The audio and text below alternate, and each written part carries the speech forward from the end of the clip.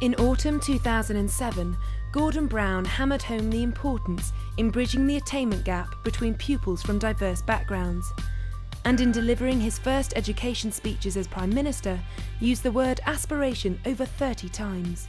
Aspiration matters in every aspect of education. The aspirations of parents for the children, the aspirations of young people, the aspirations, of course, of teachers, of schools, of local governments, setting high expectations for achievement. The Prime Minister was reflecting an increasingly widespread view that to raise achievement, children's expectations and self-esteem, aspirations need to be raised as well. Raising the aspirations for everyone in this country to achieve their full potential. And if we don't do that in an intensely competitive global environment, we won't succeed. Ambitious political rhetoric has been widely accepted as a positive step. But what can schools do to help achieve this? We are going to explore a range of approaches and views on how to raise aspirations in schools, both in the UK and from America. One approach, exemplified by the Teach First initiative, is to make sure that teachers themselves have high aspirations and can act as role models to inspire their pupils. I think raising aspirations is really important. Talking to our teachers and visiting the schools we're in, a big issue is that actually these children are very intelligent, these children are actually very ambitious, but they don't necessarily see how to get from point A to point B, even though they actually do have the skills to get there when you actually focus on it. So, I mean, ensuring that all these children really have high aspirations of what's possible for them is really important. The Teach First programme recruits and trains high-achieving graduates straight from university and places them in urban secondary schools where they aim to inspire pupils into valuing a degree-level education. I like Teach First. I think it's been innovative and useful. Like all these initiatives, they have to be evaluated. Are they good value for money? What's the bang for the buck? And the anecdotal evidence I have, and the evidence given to my committee so far, is that Teach First has been successful. Whilst Teach First has admirable intentions, there have been concerns into its effectiveness. Educational journalist Francis Beckett offers an alternative view. I'm quite dubious about the Teach First programme. The idea, as I understand it, is that you get young people who are not intending to be teachers at all. They're intending to be city high flyers. And you're saying to them, well, look, come and spend a couple of years at the chalk face and then go away and make your pile in the city. And this somehow is supposed to transform the effectiveness of schools. Now, I can't see any reason at all to suppose why somebody who wants to be a city high flyer all his or her life is necessarily going to be a better teacher than somebody who actually wants to be a teacher. When people join Teach First, they have to go through a series of questions around the Teach First mission, why they want to address educational disadvantage. They have to do mock teaching, but they really have to convince us that they care about the kids for the most part and that it's really important for them that these children succeed. I mean, if they can't do that, then we won't let them on the program. The Teach First initiative is seen as one way of breaking the cycle of underachievement. But in order to raise aspirations in the UK's most deprived areas, government is also looking at charter school successes in America as a potential model for the UK. I think there's a lot of interest in the current political climate to the charter school movement in America. I know the government's been looking at KIPP schools and seeing how that could work in the UK. The KIPP model has a very strong philosophy of every child going to university with very strong discipline, very strong, I've visited one of the schools and you definitely know you're in a KIPP school when you're there. Charter schools run independently of the traditional public school system, tailoring their programmes to the needs of the community they serve. The Knowledge is Power programme, otherwise known as KIPP, has been described as extreme education, but have proven track records of high student achievement. While fewer than 1 in 5 low-income students attend college nationally in America, KIPP's rate stands at nearly 80%. We have very high expectations of our kids and making sure that they believe that everything is possible, that impossible is nothing. We preach it, we teach it, we model it, that there are so many opportunities out there outside of the Bronx, outside of the school, and it's attainable. There are a lot of statistics out here that count against our kids, that say that they will not succeed, that they will not earn a high income, that they will repeat the failures of previous families or generations. And this is a poverty-stricken neighborhood that is coming up, and we would want our kids to be part of that solution. Through lack of opportunity and social disadvantage, similarities can be made between the KIPP school catchment area and London's most deprived boroughs. In Lambeth, a new academy is being built aiming to emulate the KIPP model in an effort to raise aspirations. The first thing that hits you when you first find out about the KIPP model is, you just see their success rate. You look at their results, and the fact that they have closed the achievement gap does mean that we have to stop and listen. There are some things that I think we do better, and we have areas of real expertise in this country that we will be drawing on. However, there's key aspects of the KIPP model that I think we can learn from, and really what that comes down to is the way they establish culture and ethos, and the positive aspirational culture that they establish amongst the students and the staff is so significant in helping them achieve those kinds of targets. That's where we can learn. Like academies in the UK, charter schools enjoy greater freedom in setting their policies. Those children fortunate enough to have won their lottery-based admission arrive at 7 a.m. and often stay until 6 p.m. to continue their studies. We just believe that we need to develop or help our students develop into well-rounded individuals.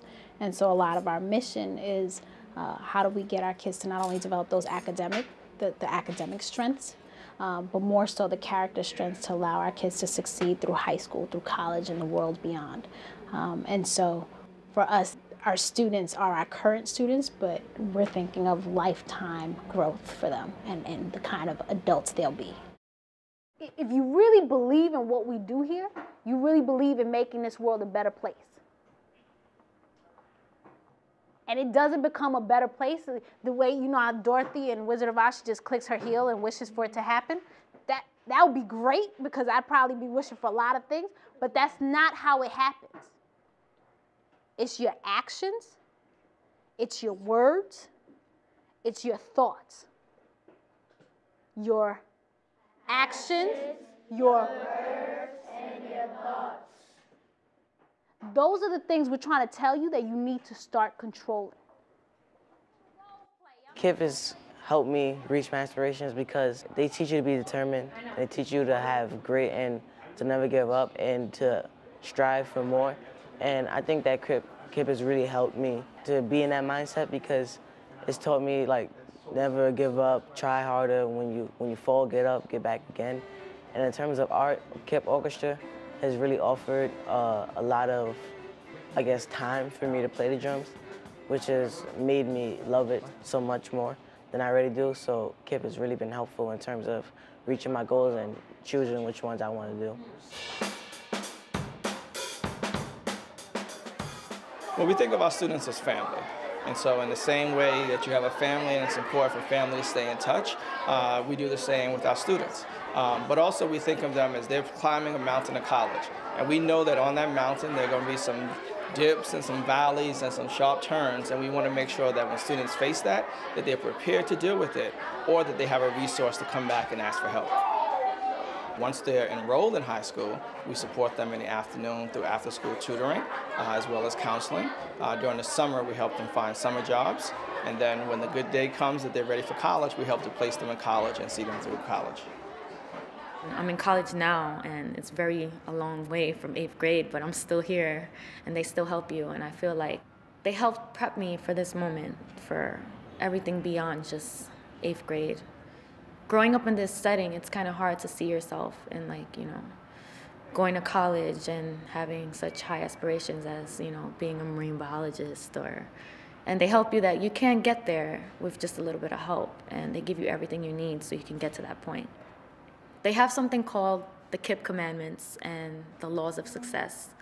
We're taught from a young age, things, be honest, work hard, be good, to really strive your best and your hardest to get to where you want to be. Everything they taught me, I've used, and I feel like I really don't know where I could be right now without having gone to this school and without having learned all the things that they taught me, because I've never experienced it anywhere else. Our kids tell us this. You guys are so strict. You guys are, you have too many rules. They know about this before they enter. They sign a commitment to excellence form.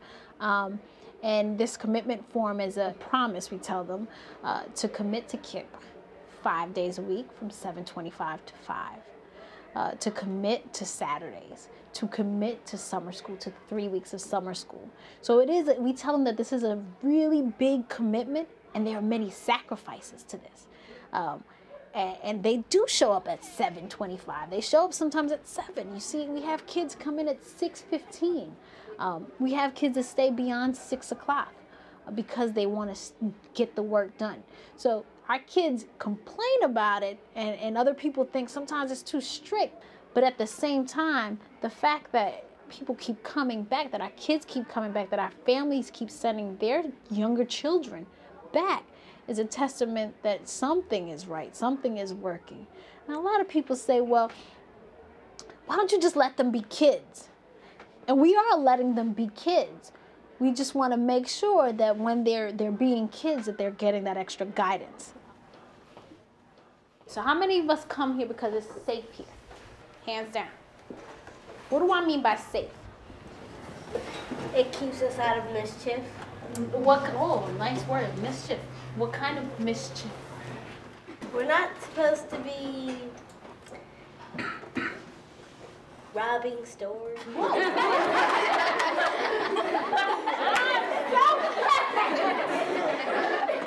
Yes, we're not robbing stores. I'm glad our 5th grade class is not robbing stores.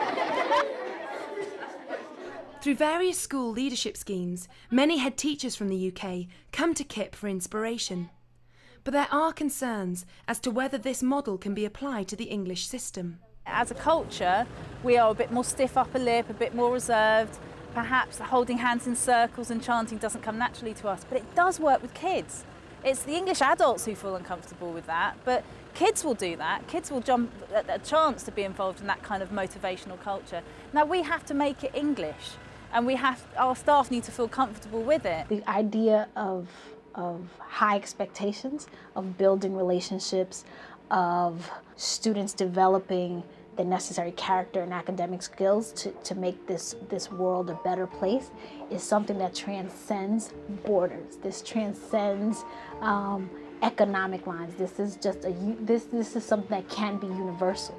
And I think the part that we need to just do universally is really have that hope, and also risk, like take these chances and kind of break outside of this mentality that there is only one measure, that there is only one thing that matters. It is about the output, and we often look at the academic piece as the output, but the part that I think makes KIPP a special place is that we want to make sure that we're developing the whole child, that we're developing the whole person. Many government initiatives aim to raise aspirations through academic achievement. But, like the KIPP holistic approach, there is a movement in the UK to recognise the need for emotional development in the curriculum. We all want, in the end, the same thing. We all want our young people to leave education, well, probably never to leave education, but to leave the building armed with a whole range of skills. Exams are an important part of it, but there's a whole lot more to it than that. With enterprise, excitement, enjoyment, maturity, the ability to cope with change, all of those are just as important a range of things that we want from Selby Park.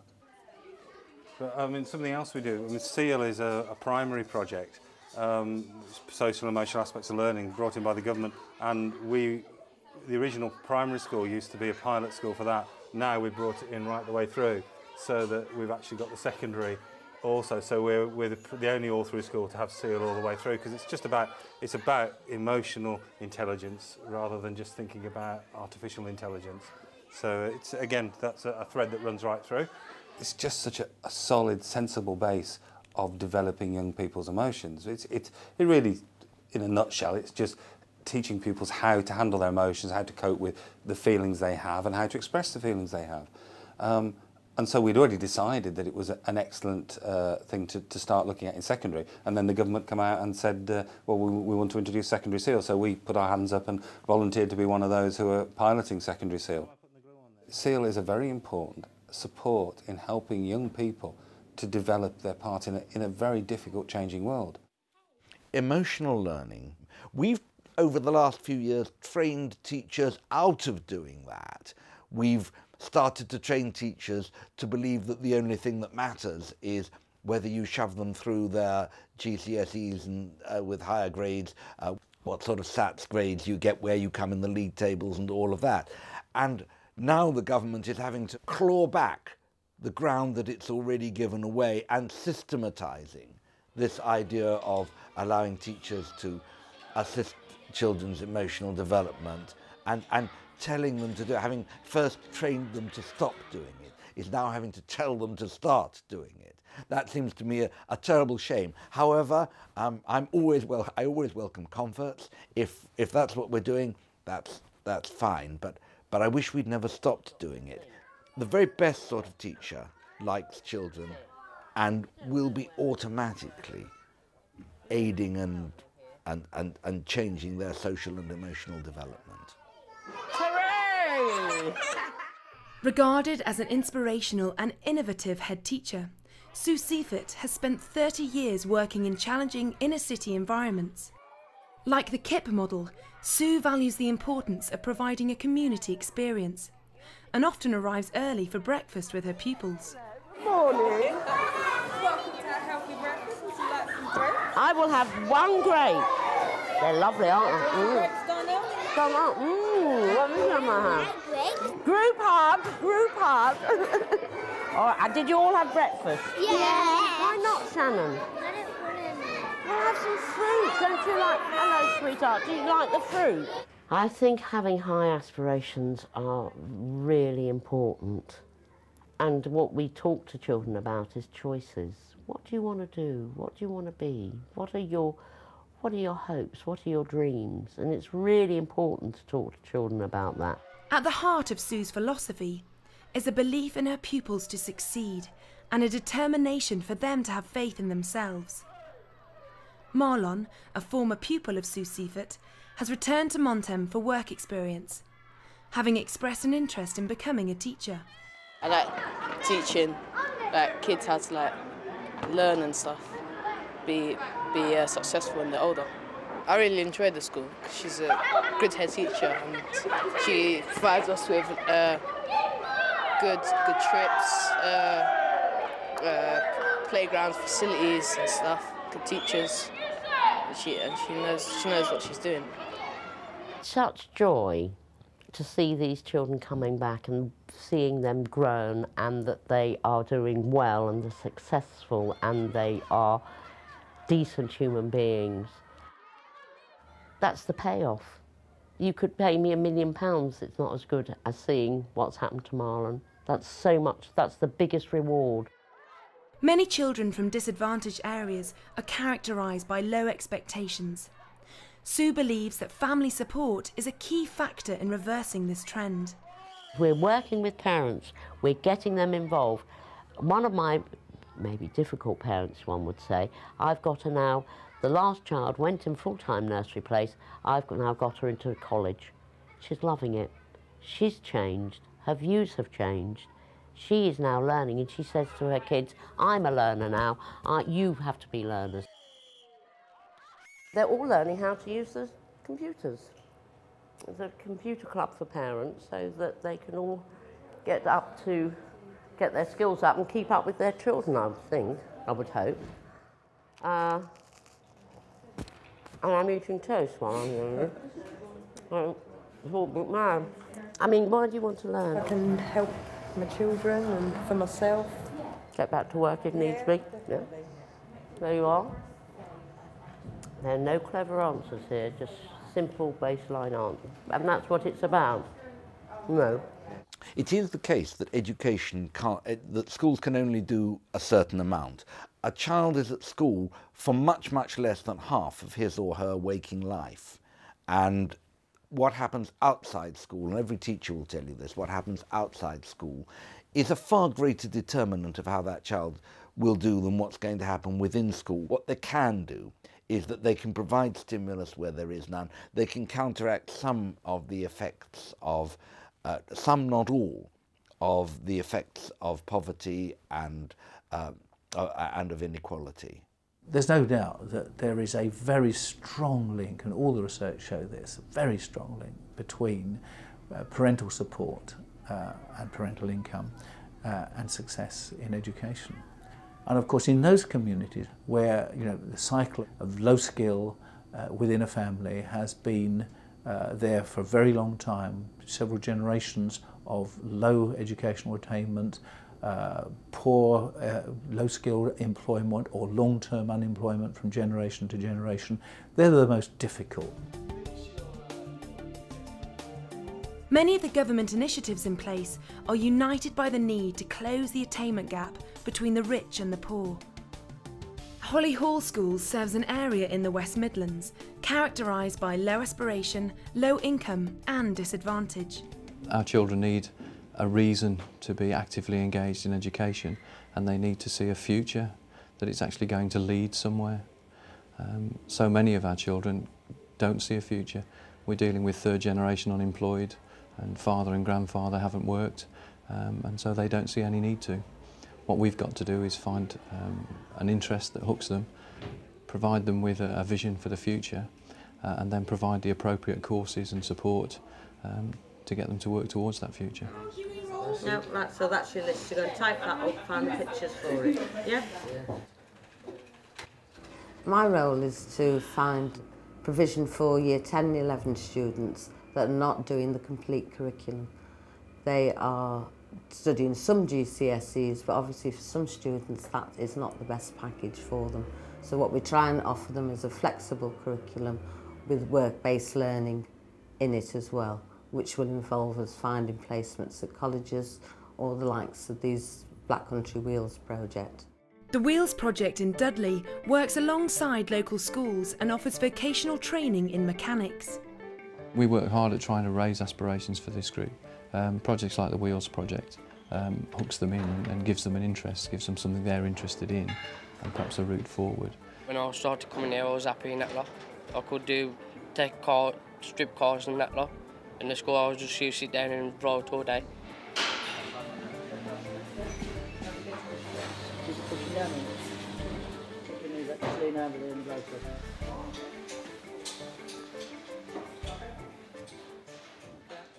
We go there every Monday.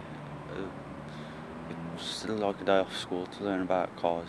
Well, Wheels treat you like adults, and you do adult things, but like at school, you've always got teachers looking out for you. And at Wheels, you've got something that you'd like you want to do. A lot of these students that we have don't have a lot of confidence, and they don't have a high expectation of themselves.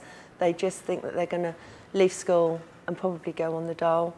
And that is our first aim, I suppose, is to get them to believe in themselves, that they do have something genuine to offer us and to offer the rest of society. You do IMO to pass your level 1 and 2 to get you straight into college and the job what you want. And you got the qualifications there for the people to show them to get the job what you want. We don't all learn by sitting behind a desk with a pen in our hand. You know, some students can go out and they can create some wonderful things either through paint, you know, the art side, mechanics, construction. And that's what sort of all of our students need, is to do it the way that they're going to learn best. Still, for the majority of kids, achieving at least 5 grade GCSEs with grade C or better is going to be their route into success. But we've got a significant group, as a school and as a society, who don't see any advantage to that, but still deserve a future. And so it's creating a variety of routes for them. There's a huge cost to society if we don't engage these people and find something that engages them and creates a future for them. It has been widely agreed that positive government rhetoric and initiatives that allow for emotional development within the curriculum is ticking the right boxes for many teachers. But there are still concerns as to how the ideas can genuinely impact social disadvantage. Head teachers all tell me that their very first task is to try to persuade the children they get that they are not failures and that they are not necessarily destined for the bottom of the heap. So what we're really looking at is a means of changing the system and allowing teachers to ensure that all their children, and not just a few of them, have the highest possible aspirations. We've got to make sure that all those children, wherever their backgrounds, have the best possible chance to raise their aspirations and succeed. That's critical, but they don't only succeed through going to higher education. There's a whole range of aspiration that can be raised, not just through thinking it through higher education. There's at least a twin track, or there's many tracks, but making those opportunities valuable and attractive seems to me at the heart of raising aspiration. Schools in challenging communities must do whatever they can to break that cycle and to offer the widest variety of opportunities and chances that you possibly can, to see the spark in the eyes, because it is possible, because we see examples of young people who are then leading their own families effectively by raising their own families' aspirations, because they're the ones who've actually seen it and got it. It's too easy an excuse to sort of say, oh well, you know, low aspiration in this area, we're never going to get out of that. It's difficult, but it's not never. We certainly can if we offer a high enough horizon.